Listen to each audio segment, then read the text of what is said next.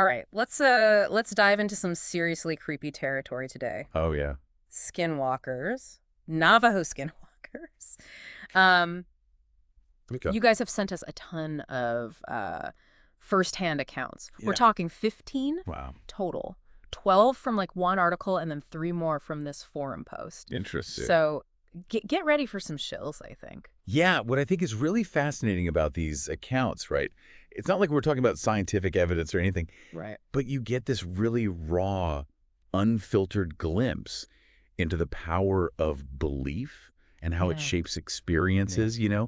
It's almost like we're tapping into that oral tradition. Yeah, yeah. Hearing it. Like we're getting it right from the source, Exactly. Directly from the people who claim to have encountered something truly unsettling. And the patterns, the commonalities between a lot of these stories are pretty spooky. Right. One of the things that jumped out at me was how many of them happen in those in-between spaces. Interesting. Like on roads or the edges of properties or Yeah. even right outside someone's door. It's almost like skinwalkers exist in Well, the gaps, They don't belong to like the human world or the animal world. Exactly. They're not fully one or the other, right? Yeah. And that actually aligns with that Navajo belief Yeah. that skinwalkers represent this kind of perversion of sacred knowledge Oh, okay. to twisting of the natural order. They're associated with those liminal spaces, Oh, okay. these boundaries where things can easily shift and change. And their behavior is definitely unsettling. Oh, absolutely. There was one account in the article that really stuck out to me. Okay. It was the one with the creature that looked like a big black dog, but it had human hands and feet. Oh, wow. I mean, How freaky is that? that image really gets at like what makes skinwalkers so unsettling. Yeah. That blending of the familiar, Yeah. the utterly alien race. And I notice you'll see this pattern, this detail about the eyes. Yes. It's often glowing, intensely bright, or just unnaturally large, like they're Like they're peering into your soul. messing with your sense of what's real. Yeah, for sure. It's not even just the visual. There's Yeah. just this overall sense of dread Right. that seems to come with these encounters, even if you don't actually see the creature. Right. Several people describe feeling watched or followed or like targeted even before they actually see anything unusual. It really speaks to the psychological impact of this legend. Yeah. The way it just taps into that primal fear of the unknown, right? Yeah. That feeling of being hunted. Oh, yeah. And let's talk about the sounds, Oh, the sound. because there were some seriously creepy sounds described in these encounters. Right. You sent me this one forum post where someone describes hearing moaning like someone was getting attacked before they saw the creature. Right. And then there's another one in the article that describes this deep male voice barking and panting by the window. It's like they're trying to scare their victims on purpose. Well, you have to remember that in Navajo tradition, right, skinwalkers are associated with witchcraft and the manipulation of spiritual forces. Right. So this use of sound could be seen as a way to extend their power, Okay. create this atmosphere of fear and uncertainty. Okay. Yeah. It's like psychological warfare, but on this supernatural level. Yeah, that's a good way to put it. And that Tuba City encounter, Yes. the one with the medicine man, Right. that one was particularly fascinating to me because it brings in the perspective of like a traditional healer Absolutely. from the Navajo culture. Right. And he talks about skinwalkers using this human bone straw, which, I mean, for those who don't know, it's this specific ritual object Right. that's used in like dark witchcraft. It's basically a hollowed out bone Wow. that's used to project like harmful spells. And what's really chilling about this one Yeah, I know, right? is that the medicine man claims to have extracted a piece of human skull Yeah, from the victim's shoulder. I know, right? Like, whether it's true or not, it really gets at that belief that skinwalkers can inflict this Yeah. physical harm through spiritual means. Exactly. It's not just spooky. It's a whole other level of fear to these encounters. Yeah, it's like the supernatural mixed with like the very real, tangible world of human anatomy. And it highlights the role of the medicine man, right? Yes. He's not just a healer, he's also this protector, right? Yeah. Someone who understands the spiritual forces at play, and he can counter that darkness Yeah, for sure. represented by the skinwalker. And a lot of these accounts talk about people carrying around like arrowheads or pouches of corn pollen. Yeah, those are talismans, right? And they're believed to hold this spiritual power and offer a shield against negative energy associated with skinwalkers. Yeah. It's a reminder that In many cultures, belief systems not only provide these explanations for the unknown, Right. but they also provide ways to cope with it, to find a sense of agency Yeah, in the face of fear. absolutely. One thing that really struck me about these accounts is how the skinwalkers seem to just defy like any expectations we have of animal behavior. It's not just Right. seeing like a strange creature. Right. It's seeing something that acts in ways that just shouldn't be possible. Exactly. And you see this in the account of the creature running alongside the truck, right? At Yeah. impossible speed, or the one that hopped over a fence, like a person, not an animal. Yeah, right. These actions go beyond just simple animal behavior. Yeah. It suggests something deliberate, almost like Yeah. mocking, right? Yeah. They're defying the laws of nature. Yeah, like they're breaking the rules on purpose. Exactly. Showing off their power. It disrupts our sense of order, our belief in a rational world where things can be explained. And when that's shaken, it's natural for those primal fears to take over. Yeah, yeah. So we've talked about liminal spaces and like the unsettling physical descriptions, the use of sound to create fear, Right. and then like the role of the medicine man. Yeah. But what do you think about just the sheer number of these accounts and how consistent they are? Yeah. I mean, even if you're skeptical, Right. these stories just keep popping up across different times and places. That's a crucial observation and one that we can't ignore. Yeah. The sheer volume, right? Yeah. The fact that certain details like those glowing eyes, the unnatural movements, that feeling of dread, it appears again and again, even across geographically diverse locations. Right. It suggests that we're dealing with something more than just isolated incidents or individual hallucinations. Right. It's like a collective nightmare, a shared experience. And that raises the question. Yeah. If these experiences are not simply individual delusions, Yeah. then what are they? Right. What forces are at play? What does it say about our understanding of reality if we can't easily dismiss these accounts as just superstition or folklore? It's a lot to unpack, but That is I right. want to hear more about some of the specific encounters that stood out to you. Yeah, well, one that comes to mind is this story of the skinwalker mimicking a dog Okay. trying to open a door. Oh, yeah. Such a simple action, but so unsettling in this context, really. Yeah, like why is it doing that? I know. The image of this creature standing on his hind legs reaching for the doorknob, it just blurs that line Actually- between animal and human, you know? Yeah, yeah. And it's like, it's not just breaking in, it's trying to use like our Tools. tools to get They're in. trying to use our methods. Yeah. And that speaks to the intelligence. No, yeah. That's often attributed to skinwalkers, right? Right. They're not just mindless beasts. They're cunning, they're manipulative, and they're capable of understanding and exploiting human behavior. Another one that really got me was the one where this person sees these two dogs fighting, and then all of a sudden, they just stand up on their hind legs and run away. It's that sudden shift I know, right? from a seemingly normal, even mundane situation to something utterly bizarre Yeah, totally. and unexplainable. It gets under your skin. Exactly. Yeah. And that element of the sudden, the unexpected Yeah. is a recurring motif in these accounts, right? Yeah. It's as if they're playing with our perceptions, disrupting our sense of order and normalcy, and reminding us that the world is not always as predictable as we'd like to believe. Okay, what about the one with the creature wearing buckskin pants Oh, yeah. while running alongside the truck? Yeah, what about that? What do you make of that? That's a particularly fascinating detail because it introduces the element of human clothing, right? Right. It suggests a deliberate attempt to mimic or mock human behavior. Yeah. It's almost as if the skinwalker is trying to blend in to pass as something it's not, Yeah. which adds this whole layer of deception and manipulation to the encounter. And it makes you wonder, what other ways might they be blending in, right? Like hiding in plain sight. That's a chilling thought, isn't it? Yeah. And it speaks to that underlying fear Yeah. that many people have about skinwalkers, the fear that they are not just out there in the wilderness, but that they could be anywhere, watching us, Yeah. waiting for the opportunity to strike. Okay. I think we need to take a breather for a second because this is getting intense. Okay, how about we shift our focus to something a little less frightening?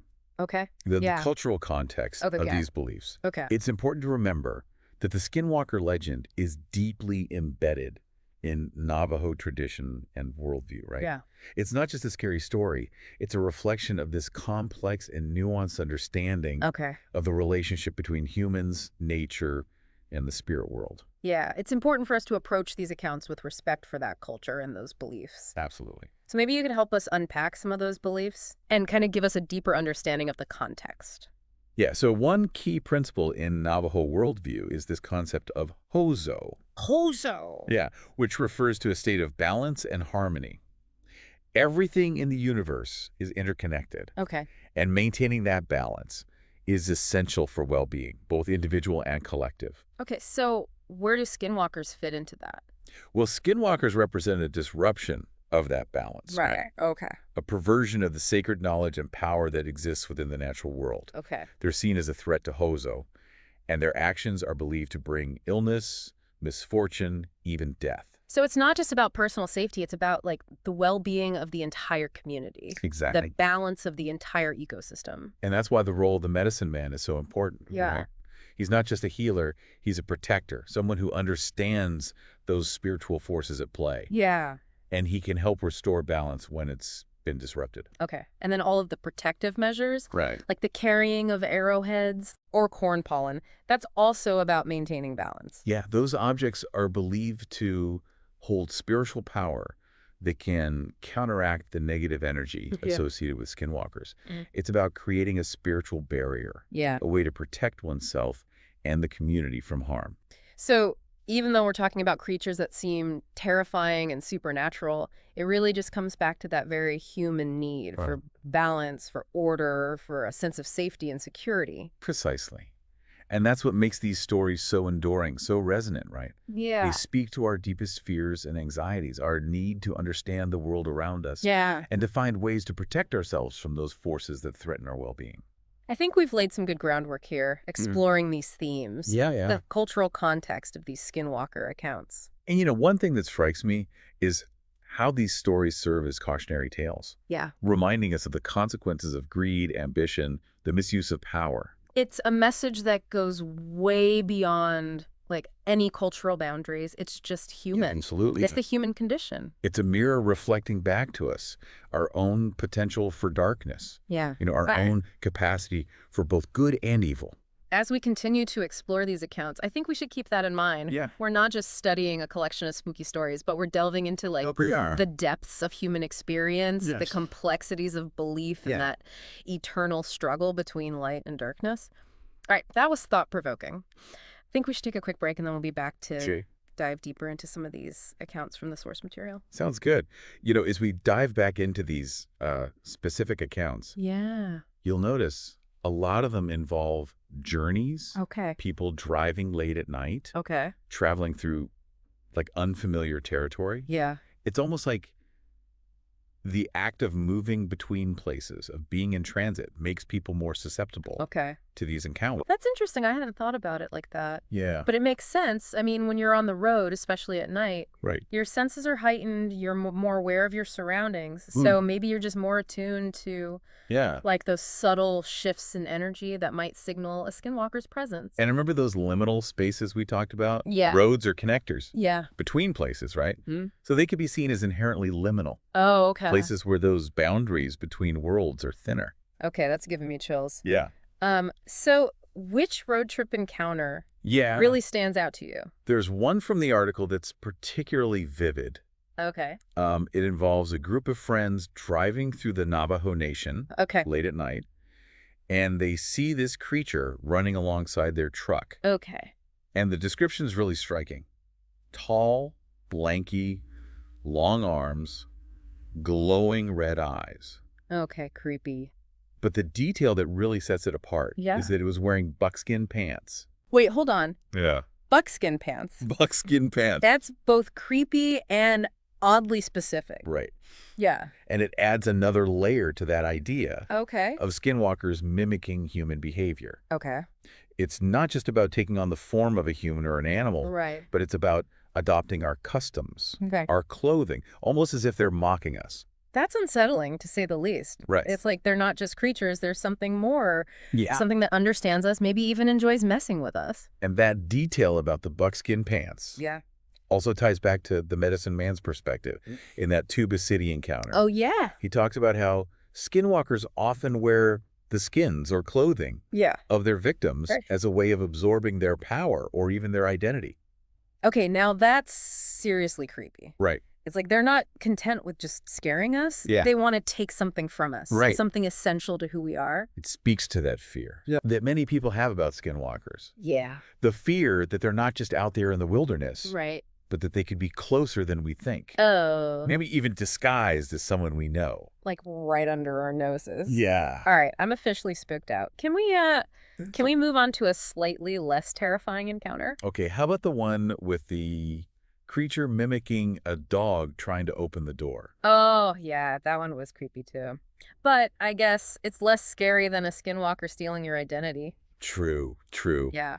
But what's interesting about that account Okay. is that it takes place in this domestic setting, not out in the wilderness. Oh, okay. It's like the skinwalkers deliberately invading Yeah. a space that's supposed to be safe. Right, like our homes, our safe havens. Violating that boundary between the Yeah. outside world and the comfort of our homes. And the fact that it's mimicking a dog. I mean, dogs are like protectors, Yeah. guardians of the home. So for a skinwalker to take that on, it's almost like a perversion It is, yeah. of that protective role. It's twisting something Yeah. familiar and comforting into something sinister and threatening. Right. And that detail about it trying to use the doorknob Yeah. is also significant. Because it shows intelligence. Right. It shows a level of intelligence and problem-solving ability. Yeah. It's not just mindlessly scratching at the door. Right. It's trying to figure out how our world works. Exactly. How to use our tools to gain access. You know, a lot of these encounters have this theme of deception. Mm-hmm. The skinwalkers aren't always showing themselves directly. They're hiding in the shadows. Yeah. Mimicking animals, even wearing human clothes. That's a keen observation, and it ties back to that Navajo belief Okay. that skinwalkers are masters of deception and manipulation.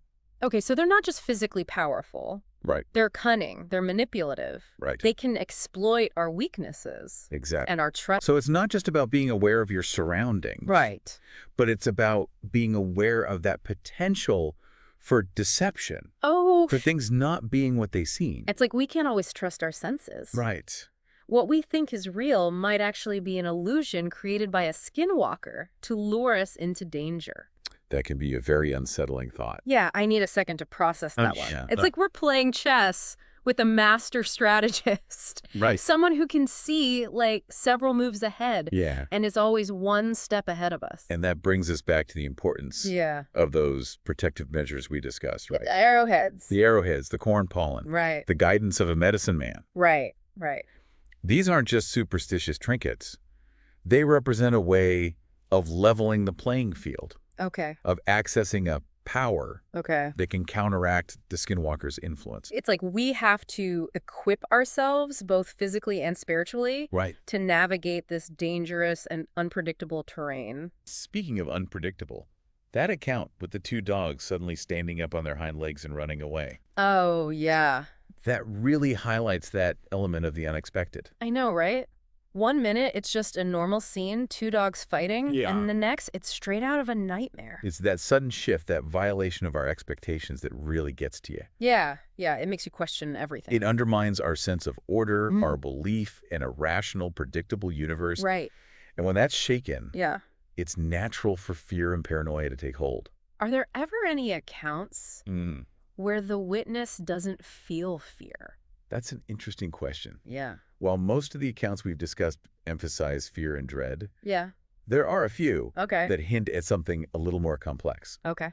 There's one in the article where the witness describes Yeah. feeling this strange sense of connection Okay. to the creature, Okay. almost like a recognition of something ancient and powerful. So it's not always a purely negative experience. Not necessarily. It may depend on the individual's beliefs, Right. their cultural background, Okay. their own personal relationship to the spirit world. Yeah, okay, so what might be terrifying to one person Right. might be awe-inspiring to another? Exactly. And that's why it's so important to approach these stories with an open mind, Right. a willingness to listen and learn, Yeah. and a respect for the diverse ways in which people experience Yeah. and interpret the world around them.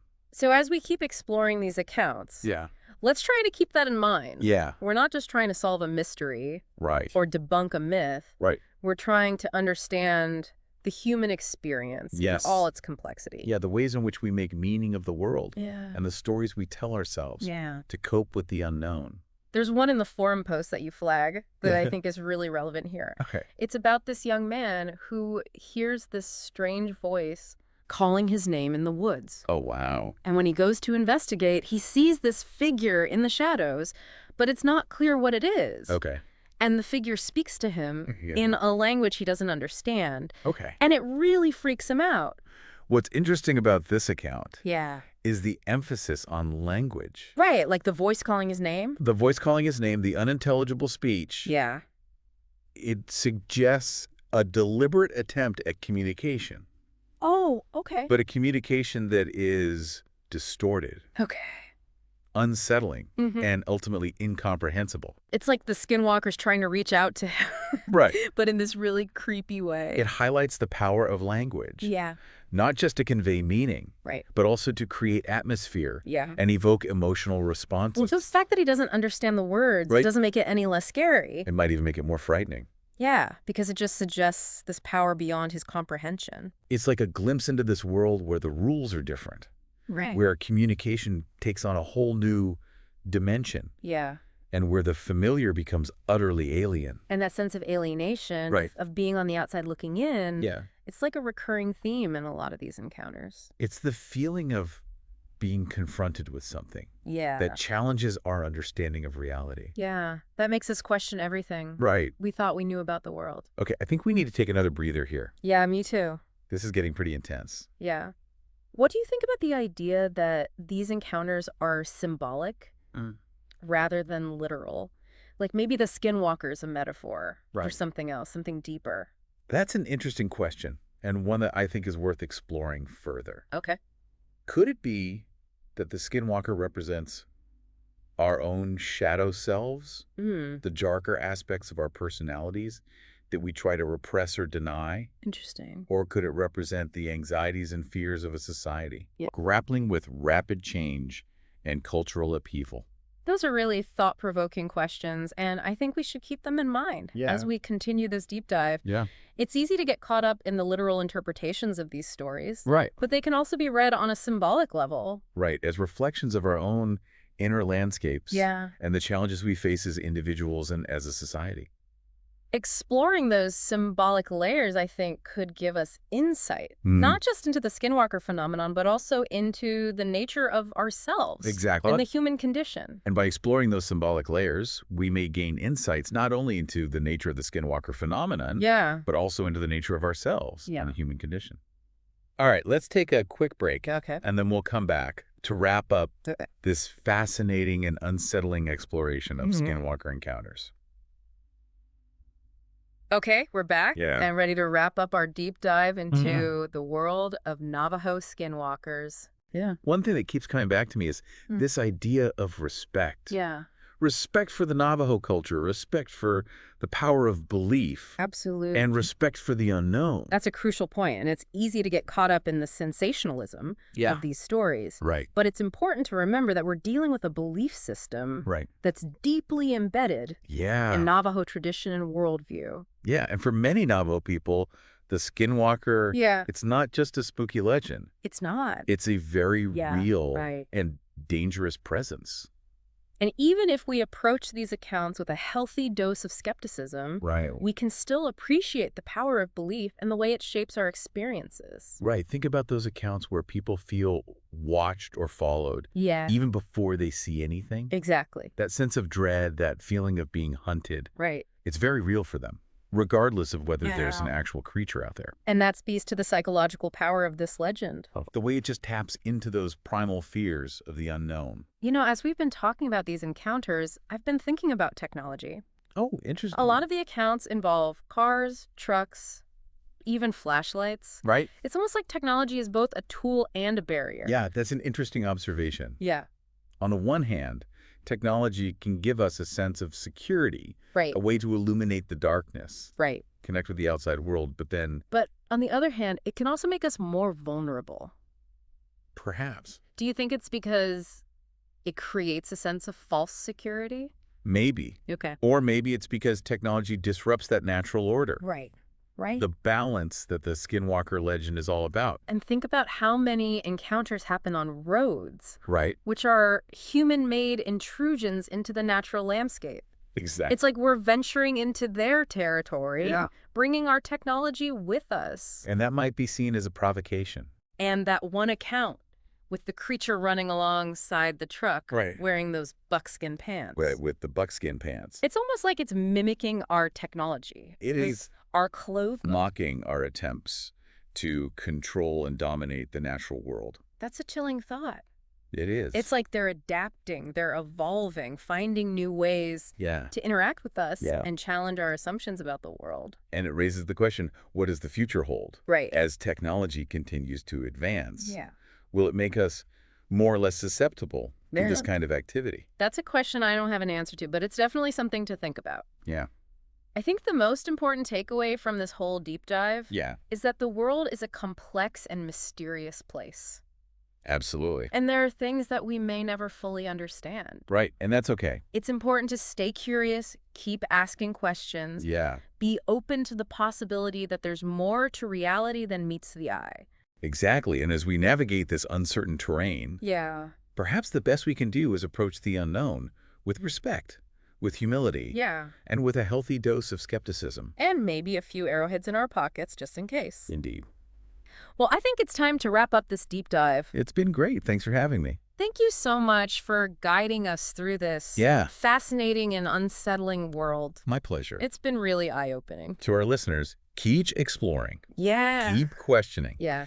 And remember, sometimes the most chilling encounters are the ones that teach us the most about ourselves and the world around us. And just imagine seeing those buckskin pants disappear as the creature melts into the night. Ooh, yeah. Until next time, stay curious.